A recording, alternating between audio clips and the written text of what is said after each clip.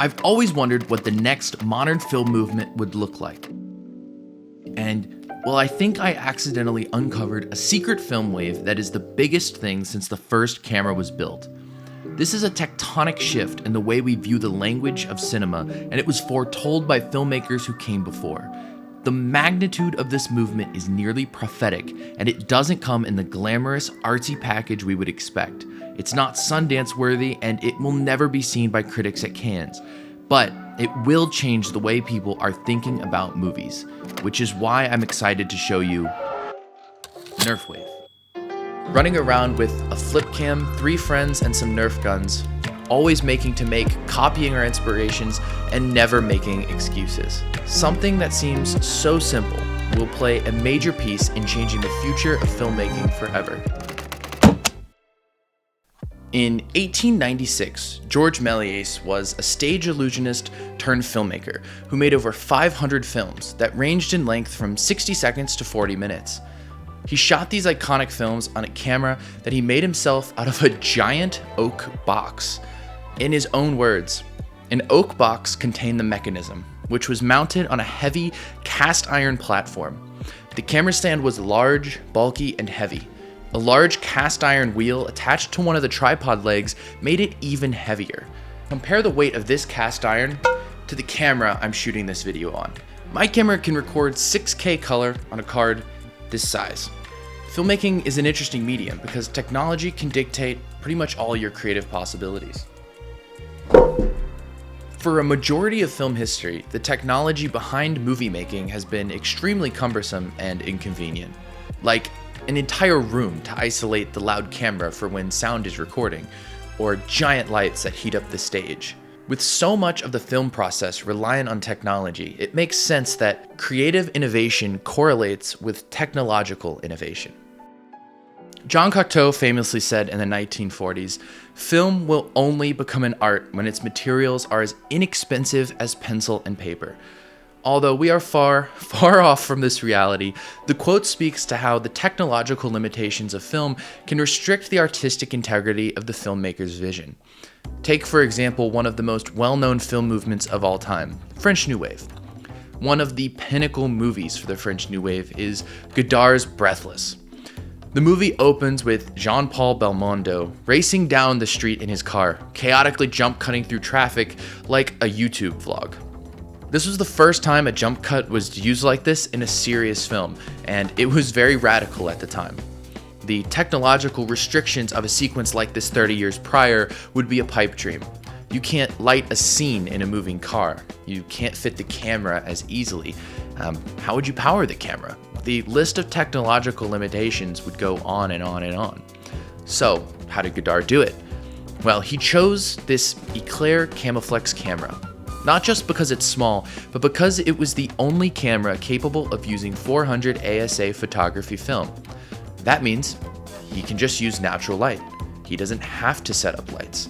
And without this, the scenes in Breathless wouldn't be the same. Well, they probably wouldn't exist.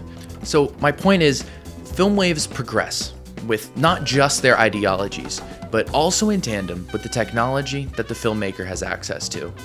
Notable film movements like Italian neorealism, Dogma 95, and African New Wave cinema all share similar correlations with their technological breakthroughs. Now, what does this history lesson have to do with YouTubers and Nerf guns? Absolutely everything. So, while Breathless is one of the first movies that come to mind when I think about the French New Wave, the Nerf Wave equivalent has gotta be Nerf Squad Drug Bust. The story of 2 war heroes as they disrupt the Taliban drug trade and save the day. It might look like a silly make-believe short film, but these kids are utilizing parallel editing to give context to the scene, camera tricks to make more enemies out of thin air, and also insane pyrotechnics.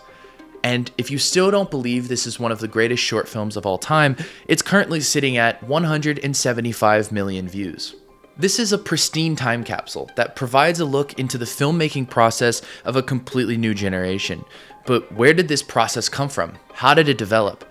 Luckily, there are dozens of cinematic parallels between Nerf Squad and another film, Frozen Crossing. Could this serve to be the original inspiration for Nerf Squad? I mean, I think so I'll show you why. Frozen Crossing was made by a legendary group of filmmakers, my personal favorites, CorridorDigital and Freddie W.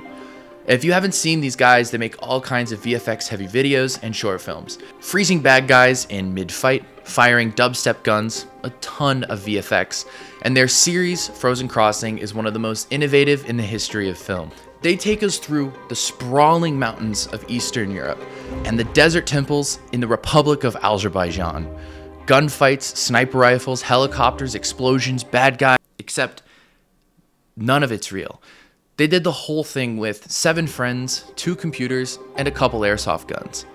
Every mountain is a digital matte painting. Azerbaijan is just downtown LA. Every bad guy was the same 2 dudes with different hats, and they created a film that looked like this.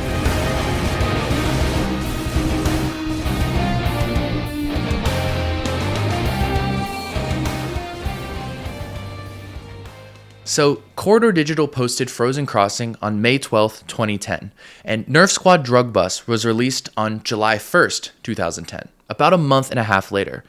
Nerf Squad wasn't just inspired by Frozen Crossing, it was a direct response. So on one hand, you had the internet, a new place that oversaturated these kids with information and content, and on the other hand, you had easy-to-use consumer filmmaking products like flip cams and Canon Rebel T3Is. And better computers. It all set the stage for one of the most unique waves of film that I could have imagined, and that would be Nerf Wave. I have no idea how many of these Nerf videos were made, potentially millions, but try explaining this to the filmmakers that came before. You can just download a jet, shake a tree, and add a sound effect. Boom, that's a jet flyby. And then a group of 12-year-olds can copy that process step by step and put it out into the world. The way we went from George Méliès's giant wooden box to a flip cam and DSLR marks a whole new era for filmmakers everywhere. That is what Nerf Wave stands for. Running around with a flip cam, 3 friends, and some Nerf guns. Always making to make, copying your inspirations, and never making excuses. I want to officially claim Nerf Wave as a film wave, but what does it take to make a legit film wave? Well, I think it takes justification, implications, participation, and lastly, a Wikipedia page. The foresight for how this will impact filmmaking and the filmmaking process as a whole can get complicated. It's easy to guess that this generation of filmmakers will prove to be some of the most experienced. There are 20-year-olds with 10 years of experience in this field, and that's quite abnormal for most industries. But it almost seems too simple to think that Nerf Wave lays the groundwork for the next Ridley Scott or Steven Spielberg. Those are studio filmmakers, and the skill set for the studio construct doesn't inherently apply to the Nerf Wave ideology. The current state of high-budget studio filmmaking is a slowly fracturing monoculture. There used to be one pipeline to get a movie made, one place to see a movie, a small collection of studios with the power to pick what gets made. I think the relevant conversation around Nerf Wave is the decentralization of that creativity. It only will take 7 people, 2 computers, and a camera. In the future of content creation, there will be billions of options to pick from what to watch. And while the studio system will be driving their films to audiences, there will be thousands of niches that different people from different experiences can collectively enjoy, tailored to their individual interests. If you want to read more about how messy digital monoculture can get and the implications behind that, there are links in the description to learn more. That could be an entire video on its own. So I guess the question is, how independent can you make an independent film? What part of the filmmaking process can we make better through technology, and what technology will we discover to unlock new creativity? If there's any more implications you guys can think of, feel free to drop them in the comments below. I want to hear about it. Although the fracturing of whatever monoculture is great, very exciting, therein lies the problem a lot of people will have with Nerf Wave. This whole thing happened on YouTube. It wasn't some groundbreaking Sundance Labs idea or a crazy deep European midnight surrealist film that makes your soul melt.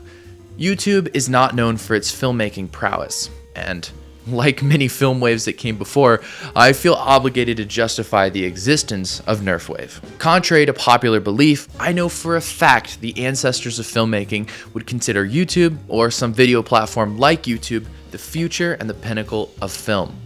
How do I know? Well, they were the ones who predicted it. I'm going to bring you back to André Astruc's writing in The Camera Stilo, Birth of a New Avant-Garde. This article set the groundwork for the ideals of the French New Wave. It serves as a sort of manifesto of filmmaking ideology. He wrote this: "It must be understood that up to now, the cinema has been nothing more than a show. This is due to the basic fact that all films are projected in an auditorium. But with the development of 16mm and television, the day is not far off when everyone will possess a projector, will go to the local bookstore and hire films written on any subject of any form, from literary criticism and novels to mathematics, history, and general science. From that moment on, it will no longer be possible to speak of the cinema. There will be several cinemas, just as today there are several literatures. For the cinema, like literature, is not so much a particular art as a language which can express any sphere of thought." Nerf Wave is a piece of this, but I think this passage speaks to a whole new perspective on the meaning of film language. Cinema isn't just something you can find in theaters. It's a language used to express ideas, feelings, and experiences. It's CorridorDigital shooting dubstep guns, Freddie Wong freezing bad guys in place, or a group of kids iterating on their inspirations in their backyard to make something sick. I agree with André Astruc, especially as we trudge forth into the future of film. So, if you don't believe in Nerf Wave as a real film wave, you either think the only way to watch a movie is in a theater, or don't believe in the language of cinema, which is kind of weird. I would tell you to comment down below, but anyone who actually holds those beliefs is probably already typing to tell me why I'm wrong, so go for it. So, in this video, I covered the implication and justification of Nerf Wave, which is something I'd love to start getting rolling and all of that jazz. But I'm sure you noticed that I did leave out participation and a Wikipedia page. They both go kind of hand in hand. Wikipedia page requires a lot of articles, requires a lot of people vouching for it, and that's all going to be covered in future videos. One of the best ways you guys could support Nerf Wave to really get the ball rolling is to like the video, subscribe if you want. It's free and you can cancel later. And guess you'll have to see what comes next and join us for the next one. All right, goodbye.